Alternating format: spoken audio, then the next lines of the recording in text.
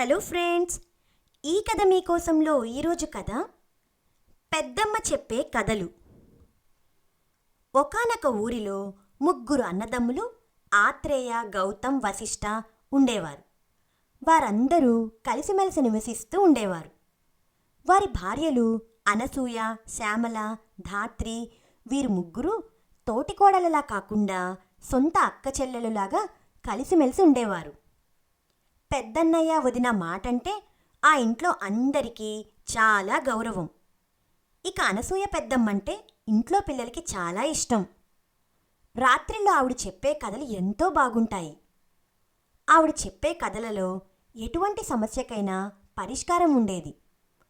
అందుకని చిన్న పెద్ద అందరూ ఆవిడ చెప్పే కథలను శ్రద్ధగా వినేవారు. రాత్రైతే పడుకునే వేళకి పిల్లలంతా అల్లర్లాపేసి పెద్దమ్మ చెప్పే కథ కోసం ఎదురు చూస్తూ ఉండేవారు. రోజుకో కొత్త కథ చెప్పేది పెద్దమ్మ. ఇంట్లోని పెద్దలు కూడా తమ తమ పనులు చేసేసుకుంటూ ఆవిడ పిల్లలకు చెప్పే కథలను వింటూ ఉండేవారు. రోజులాగానే ఆ రోజు ఉదయాన్నే అందరూ ఆఫీసులు, స్కూళ్ళకి తయారయ్యి డైనింగ్ టేబుల్ దగ్గరికి టిఫిన్ కోసం చేరారు. టిఫిన్లు తినే హడావిడిలో ఉన్నారందరూ. రెండవ తమ్ముడు గౌతమ్ కూతురి పేరు ఇషిత. ఆమెని వాళ్ళమ్మ తినమని బ్రతిమిలాడుతోంది. తనేమో చిరాకుగా వద్దంటే ఎందుకమ్మా పెడతావు అని విసురుగా అరిచింది.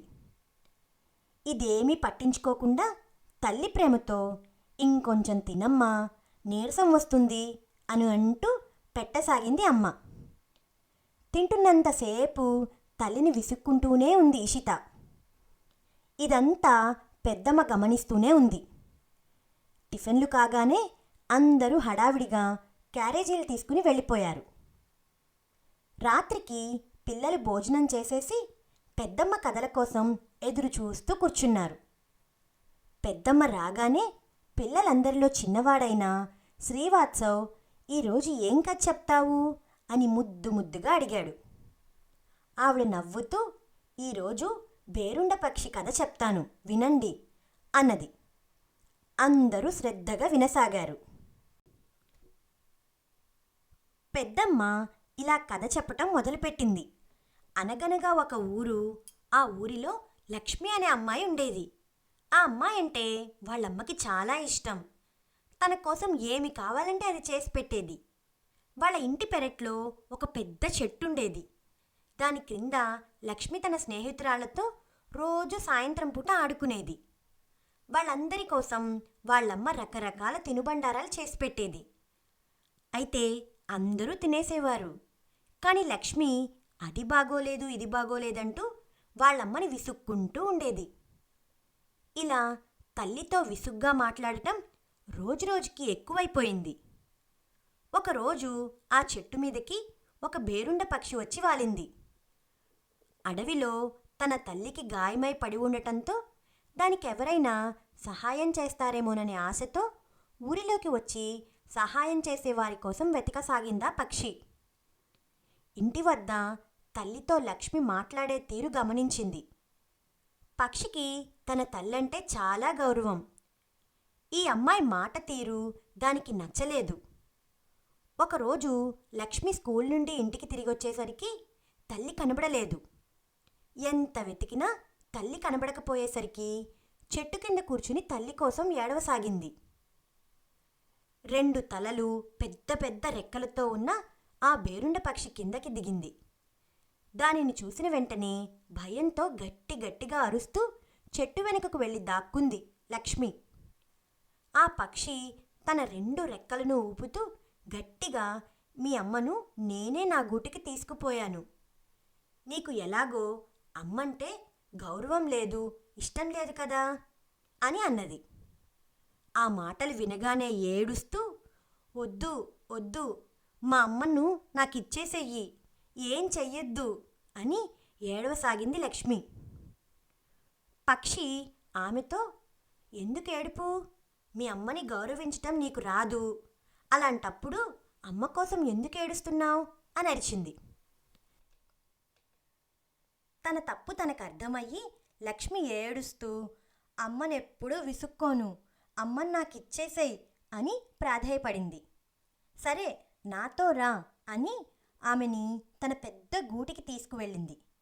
అక్కడ లక్ష్మి వాళ్ళమ్మ దెబ్బతిని పడి ఉన్న బేరుండ పక్షి తల్లికి మందు రాసి సేవ చేస్తూ కనబడింది. వెంటనే లక్ష్మి తన తల్లి దగ్గరికి పరుగు పరుగున వెళ్ళి గట్టిగా పట్టుకుని ఆనందంతో ఏడ్చేసింది. బేరుండ పక్షి ఆ అమ్మాయితో, మీ అమ్మ చాలా మంచిది, ఆవిడని సహాయం అడగగానే వచ్చి నా తల్లికి వైద్యం చేసి సేవ చేస్తోంది. అటువంటి అమ్మని గౌరవించాలి, అంతేగాని విసుక్కోకూడదు అని బుద్ధి చెప్పింది. ఆ అమ్మాయి సిగ్గుతో తలదించుకుని క్షమించమని అమ్మని అడిగింది. అమ్మ లక్ష్మిని నవ్వుతూ దగ్గరికి తీసుకుని తర్వాత ఇద్దరూ పక్షి దగ్గర సెలవు తీసుకుని ఇంటికి వెళ్ళిపోయారు. ఇది కథ అని పెద్దమ్మ ముగించింది. కథ అవ్వడమే శ్రీవాత్సవ్ ప్రశ్నల వర్షం కురిపించడం మొదలుపెట్టాడు. పెద్దమ్మ, పక్షి తల్లికి మందు రాసేయగానే లక్ష్మి వాళ్ళమ్మ ఇంటికి వెళ్ళిపోవచ్చు కదా. లక్ష్మి స్కూల్ నుండి వచ్చి అమ్మ లేకపోతే వెతుక్కుని ఏడుస్తుందని తెలిసినా వాళ్ళమ్మ రాకుండా అక్కడే ఎందుకని ఉంది అన్నాడు. పెద్దమ్మ నవ్వుతూ, ఓహో అదా నీ సందేహం. ఆవిడ తనకి కష్టంలో ఉన్నప్పుడు సహకరించిందనే కృతజ్ఞతతో లక్ష్మి మాట తీరును మారుస్తానని వాళ్ళమ్మని ఇక్కడే ఉండమని చెప్పి ఇట్లా చేసింది. తీరిందా నీ సందేహం అని నవ్వింది.